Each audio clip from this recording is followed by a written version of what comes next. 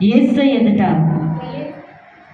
యథార్థము కలిగిన వ్యక్తిగా నీవు అడిగినట్లయితే ఆయన కార్యములన్నీ సఫలపరచగలుగునుగాక. యేసయ్య తప్పకిస్తాడండి. అడిగితే ఇచ్చే దేవుడు, ఎదిగితే దొరికే దేవుడు. మనం అనుకుంటూ ఉంటాము ఆయన మన ప్రార్థన అంగీకరిస్తలేదేమో, ఆయన మన ప్రార్థన ఆలకిస్తలేదేమో, ఆయన మనతో ఉండలేదేమో అనుకుంటాము. దేవుని స్తోత్రం, హల్లెలూయా అనుకుంటూ ఉంటాము. కానీ పరిశుద్ధాత్మ దేవుడు చదివిస్తున్న మాట ఏంటంటే, ప్రియ సహోదరి సహోదరుడా, ఆయన మా మాటని అంగీకరిస్తున్న దేవుడు. ఆయన మన మాటని చూస్తున్నాడు, వింటున్నాడు. నీవు శ్రద్ధ కలిగి దేవుని వైపు చూసినట్లయితే ఆయన కార్యములన్నీ పొందుకుందురుగాక. ఇంకో మాట చదివి నేను ముగించేస్తున్నాను త్వరగా.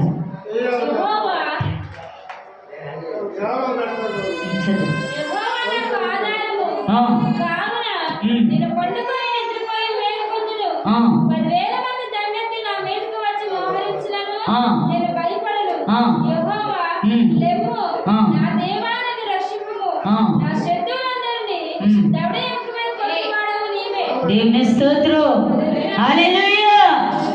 నా శత్రువులందరినీ కూడా దవడ ఎముక మీద కొట్టగలవాడివి నీవే. నువ్వు యుద్ధము చేయమసలులో నువ్వు మౌనంగా ఉంటే దేవుడు యుద్ధము చేస్తుదురుగాక. ఆమేన్. మౌనంగా ఉండాలి మన జీవితంలో. కొంతమంది చూడకండి, మనం పిలవకపోయినా పలుకడానికి ప్రయత్నం, ఎందుకంటే గాలికి మాట్లాడేవారు ఉంటారు. నువ్వు నన్ను పిలిచేవో అంటారు. దేవుని స్తోత్రం, హల్లెలూయా హల్లెలూయా హల్లెలూయా. ఎందుకంటే మన శత్రువుని దవడ మీద ఎరగొట్టగలవాడు ఆయనే. నువ్వు మౌనంగా ఉండాలంటే సమస్తము కూడా ఆయన స్వాధీనంలో ఉంచగలవాడు. దేవుని స్తోత్రం, హల్లెలూయా హల్లెలూయా.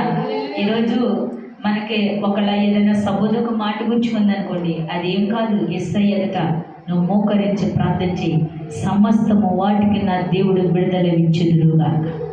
హల్లెలూయా హల్లెలూయా. నీ నోరుని స్వాధీనంలో ఉంచుకో, నువ్వు మౌనంగా ఉండు. యుద్ధము యెహోవాదే. అందుకు ఆయన మాట అంటున్నాడు, నీ శత్రువులు దవడ పొన్ను విరగొట్టగలవాడిని యెహోవాయే.